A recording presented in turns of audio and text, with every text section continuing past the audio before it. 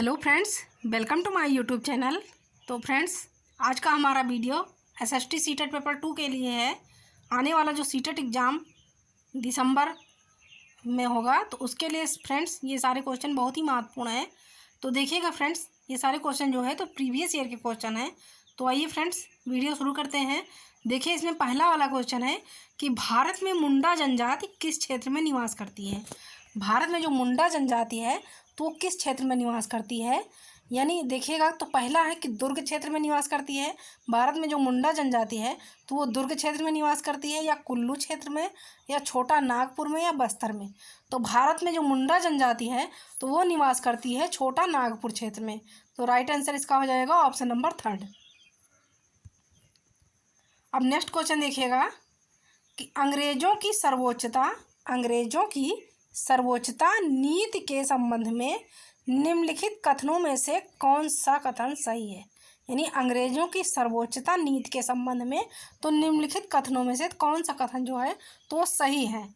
तो पहला है कि इसने इस बात पर बल दिया कि प्राच्य जानकारी के विपरीत यूरोपीय जानकारी देने का तरीका व्यवहारिक रूप से लाभकारी है। यानी अंग्रेजों की ये नीति जो है, ये कथन जो सही है। या दूसरा देखिएगा कि इसने घोषित किया कि इंग्लैंड में कोई अन्य व्यापार करने वाला समूह ईस्ट इंडिया कंपनी से स्पर्धा नहीं करेगा। यानी ये नीति सही है, या ये कथन सही है।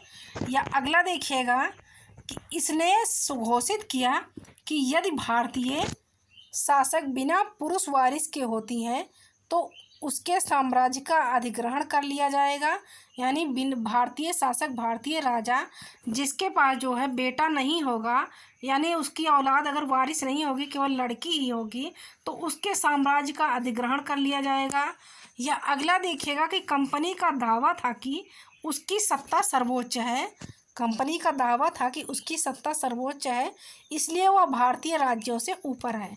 तो सही उत्तर देखिएगा इसका क्या हो जाएगा कि अंग्रेजों की सर्वोच्चता नीति के संबंध में तो निम्नलिखित कथनों में जो कथन सबसे सही है तो ये है कि कंपनी का दावा था कि उसकी सत्ता सर्वोच्च है, वह भारतीय राज्यों से ऊपर है।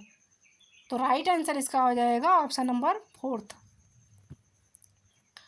अब अगला क्वेश्चन देखिएगा कि अहोम के विषय में निम्नलिखित में से कौन सा एक कथन सही नहीं है। अहोम के विषय में तो निम्नलिखित में से कौन सा एक कथन जो है तो वो सही नहीं है। तो पहला है कि अहोम राज्य कुलों में विभाजित था। यानी अहोम जो था तो वो राज्य कुलों में विभाजित था, जिन्हें पाइक कहा जाता था। तो ये कथन सत्य नहीं है। या अगला है कि अहोम राज्य बेगार पर निर्भर था।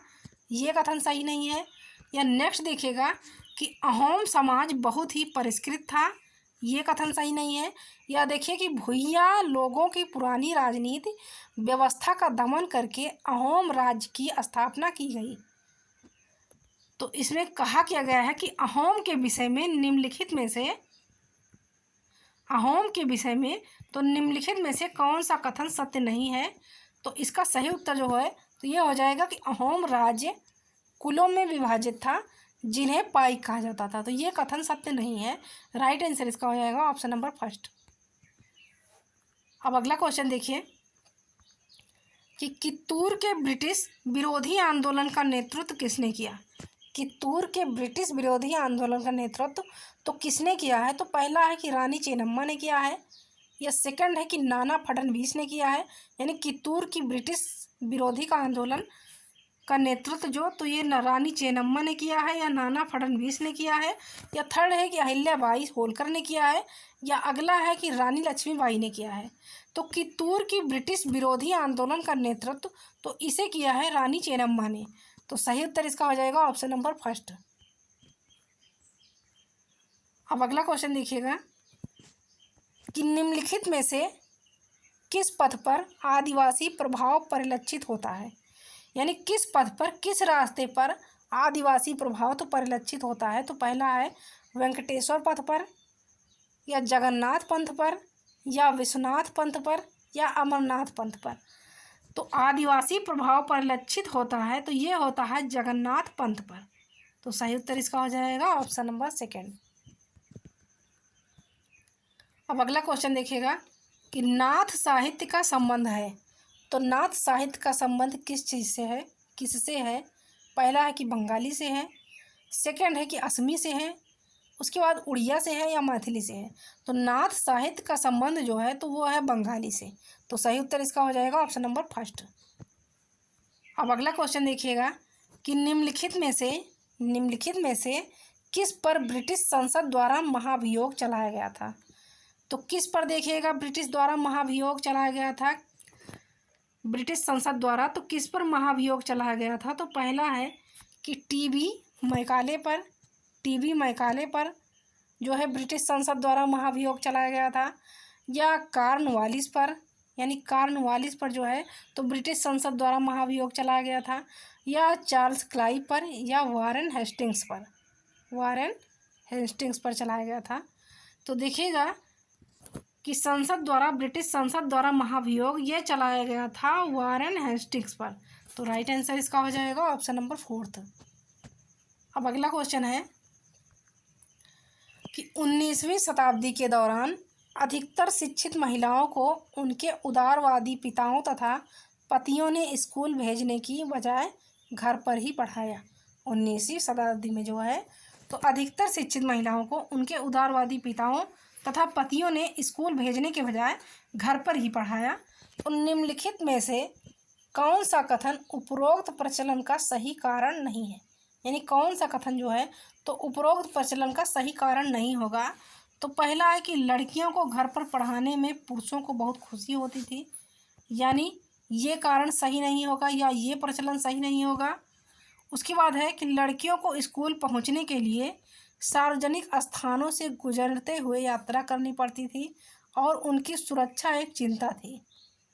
या अगला देखिएगा कि उस समय इस बात का डर था कि स्कूल लड़कियों को घरेलू कार्य करने से रोकेगा। या अगला है कि लोगों को भय था कि स्कूल लड़कियों को घर ले जाएंगे। तो देखिएगा कि कौन सा प्रचलन सही कारण नहीं था, स्कूल भेजने के बजाय घर पर ही पढ़ाया जाता था। तो कौन सा प्रचलन सही कारण नहीं था? तो ये नहीं था कि लड़कियों को घर पर पढ़ाने में पुरुषों को बहुत खुशी होती थी। ये प्रचलन जो था तो ये प्रचलन सही नहीं था, यानी ये कारण नहीं था। तो सही उत्तर इसका हो जाएगा ऑप्शन नंबर फर्स्ट। अब अगला है कि राजा राम मोहन राय जैसे समाज सुधारक स्त्रियों के विरुद्ध प्रचलित सामाजिक अन्याय जैसे सती होना के बारे में प्रचार प्रसार के लिए निम्नलिखित में से किस युक्ति का प्रयोग करते थे? राजा राम मोहन राय जो थे तो एक समाज सुधारक थे। तो इन्होंने स्त्रियों के विरुद्ध जो प्रचलित अन्याय था, जैसे सती प्रथा, बाल विवाह, ये सब जो अन्याय था, तो इसके बारे में प्रचार प्रसार के लिए तो निम्नलिखित में से किस युक्ति का प्रयोग करते थे? किस युक्ति का देखिएगा इन्होंने प्रयोग किया है कि महिलाओं पर होते अन्याय अत्याचारों को जो है सती प्रथा को रोकने के लिए तो इन्होंने किस युक्ति का प्रयोग किया है? तो पहला है कि वे सरकार के प्रभाव का प्रयोग करते थे, या अगला है कि अपनी सोच को सिद्ध करने के लिए प्राचीन धार्मिक पाठों में से श्लोक व वाक्य का प्रयोग करते थे, यानी इस युक्ति का प्रयोग करते थे वे।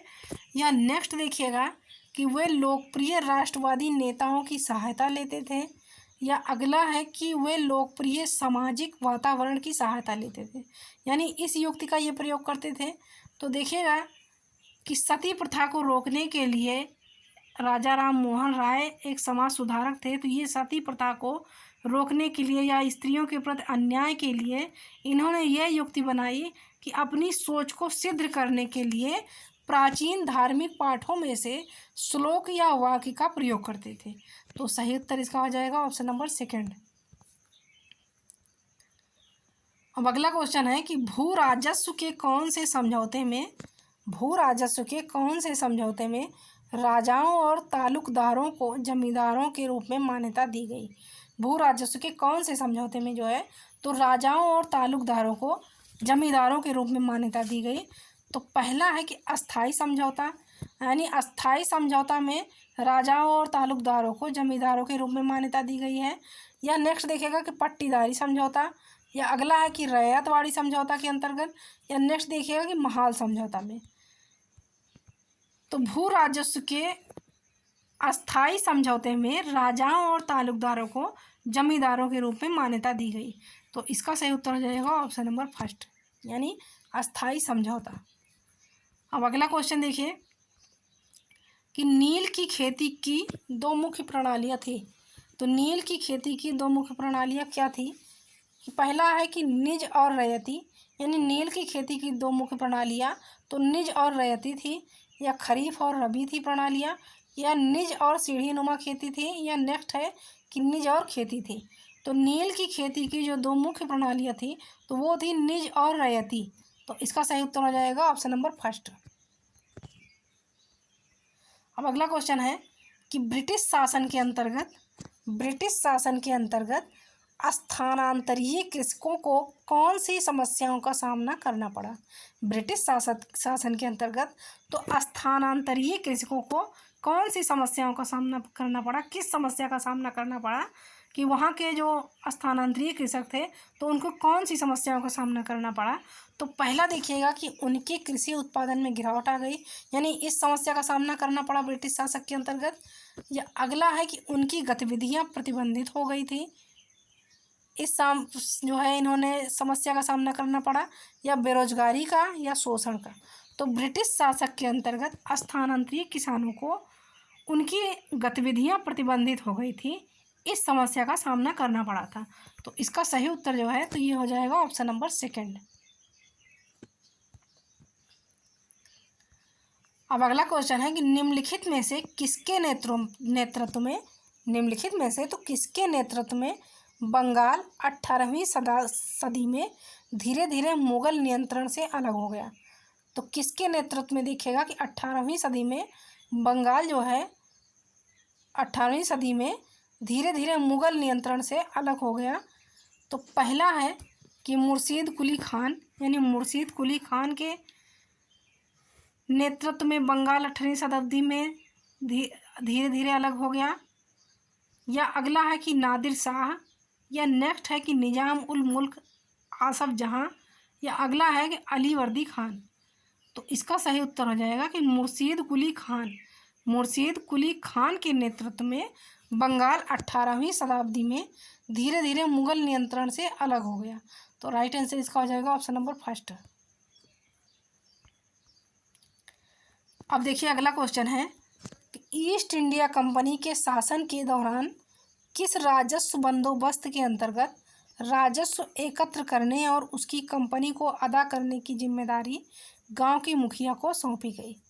ईस्ट इंडिया कंपनी के शासन के दौरान तो किस राजस्व बंदोबस्त के अंतर्गत राजस्व एकत्र करने और उसकी कंपनी को अदा करने की जिम्मेदारी तो वो गांव के मुखिया को सौंपी गई? तो पहला देखिएगा कि जमींदारी बंदोबस्त के अंतर्गत, उसके बाद अस्थाई बंदोबस्त के अंतर्गत, या देखिएगा कि रैयतवाड़ी बंदोबस्त के अंतर्गत, या महालवाड़ी बंदोबस्त के अंतर्गत। तो सही उत्तर इसका हो जाएगा कि महालवाड़ी बंदोबस्त के अंतर्गत जो है तो राजस्व एकत्र करने और उसकी कंपनी को अदा करने की जिम्मेदारी गांव के मुखिया को सौंपी गई। तो सही उत्तर इसका हो जाएगा ऑप्शन नंबर 4, यानी महालवाड़ी बंदोबस्त।